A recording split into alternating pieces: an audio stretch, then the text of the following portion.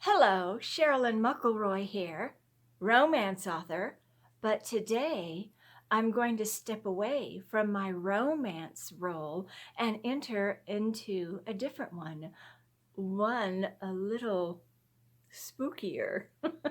It is Halloween, almost Halloween that's coming up. And what is Halloween about? Ghosts, right? Ghosts? Well, I am going to read a series of ghost stories, but they are humorous ghost stories. What? You've never heard of humorous ghosts? Well, I am about to enlighten you on the humorous ghost, so please bear with me. The humorous ghost is distinctly a modern character. In early literature, wraiths took themselves very seriously and insisted on a proper show of respectful fear on the part of those whom they honored by haunting. A mortal was expected to rise when a ghost entered the room, and in case he was slow about it, his spine gave notice of what etiquette demanded. In the event of outdoor apparition, if a man failed to bare his head in awe, the roots of his hair reminded him of his remissness. Woman has always had the advantage over man in such emergency, in that her locks, being long and pinned up, are less easily moved, which may explain the fact, if it is a fact, that in fiction women have shown themselves more self-possessed in ghostly presence than men. Or possibly a woman knows that a masculine specter is, after all, only a man, and therefore may be charmed into helplessness, while the feminine can be seen through by another woman and thus disarmed. The majority of the comic apparitions, curiously enough, are masculine. You don't often find women wraithed in smiles, perhaps because they resent being made ridiculous, even after they're dead. Or maybe the reason lies in the fact that men have written most of the comic or satiric ghost stories and have chivalrously spared the gentler shades. And there are very few funny child ghosts. You might say none, in comparison with the number of grown-ups. The number of ghost children of any or all types is small proportionately, perhaps because it seems an unnatural thing for a child to die under any circumstances, while to make fun of him a butt for jokes would be unfeeling. Ancient ghosts were a long-faced lot. They didn't know how to play at all. They had been brought up in stern repression of frivolities as haunters, no matter how sportive they may have been in life, and in turn they cowed mortals into servile submission. No doubt they thought of men and women as mere youngsters that must be taught their place, since any living person, however senile, would be thought juvenile compared with a timeless specter. But in these days of individualism and radical liberalism, specters as well as mortals are expanding their personalities and indulging in greater freedom. A ghost can call his shade his own now and exhibit any mood he pleases. Nowadays, haunters have more fun and freedom than the haunted. In fact, it's money in one's pocket these days to be dead. For ghosts have no rent problems, and dead men pay no bills. What officer would willingly pursue a ghostly tenant to his last lodging in order to serve summons on him? And suppose a ghost brought into court demanded trial by a jury. of his peers. No, manifestly death and compensations not connected with the consolation of religion. The specters in classic and medieval literature were malarial, vaporous beings without energy to do anything but threaten, and mortals never would have trembled with fear at their frown if they had known how feeble they were. At best, a revenant could only rattle a rusty skeleton, or shake a moldy shroud, or clank a chain. But as mortals cowered before his demonstrations, he didn't worry.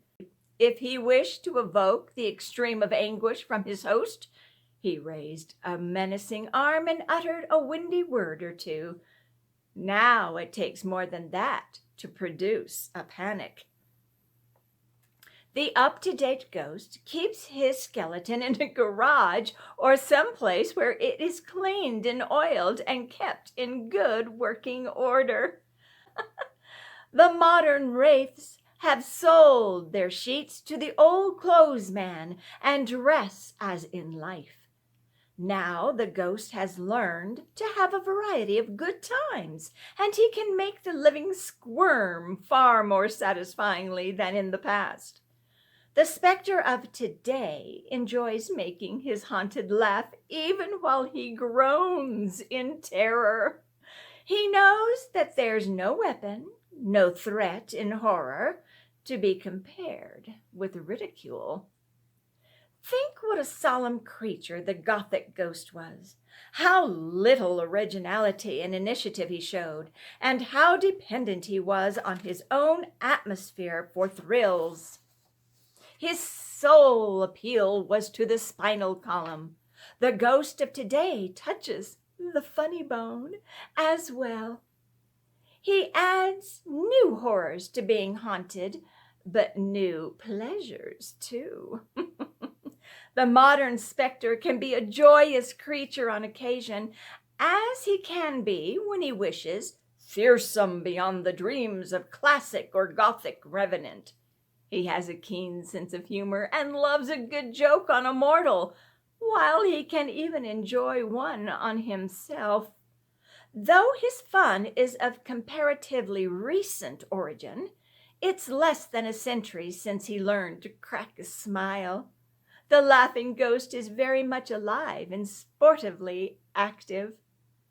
Ghosts not only have appallingly long memories, but they possess a mean advantage over the living in that they have once been mortal, while the men and women they haunt haven't yet been ghosts. Suppose each one of us were to be haunted by his own inane utterances. True, we're told that we'll have to give account someday for every idle word, but recording angels seem more sympathetic than a sneering ghost at one's elbow. The new ghost hates conventionality and uses the old thrills only to show what dead batteries they come from. His really electrical effects are his own inventions. He needs no dungeon keeps and monkish cells to play about in. Not he. He demands no rag, nor bone, nor clank of chain of his old equipment to start on his career. For myself, I'd hate to be an old-fashioned ghost with no chance to keep up with the styles and slang. Think of having always to speak a dead language. The humorous ghost is not only modern, but he is distinctively American. There are ghosts of all nationalities, naturally, but the specter that provides a joke on his host or on himself is Yankee in origin and development. The dry humor, the comic sense of the incongruous, the willingness to laugh at himself as at others, carry over into immaterialization as characteristic American qualities and are preserved in their true flavor. But the fact remains that in spite of conceited and admirable examples, the humorous ghost story is for the most part American in creation and in spirit.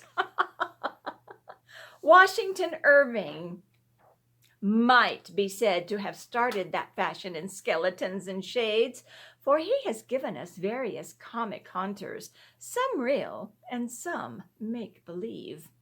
The field is still comparatively limited, but a number of Americans have done distinctive work in it. The specter now wears motley instead of a shroud, and shakes his jester's bells the while he rattles his bones.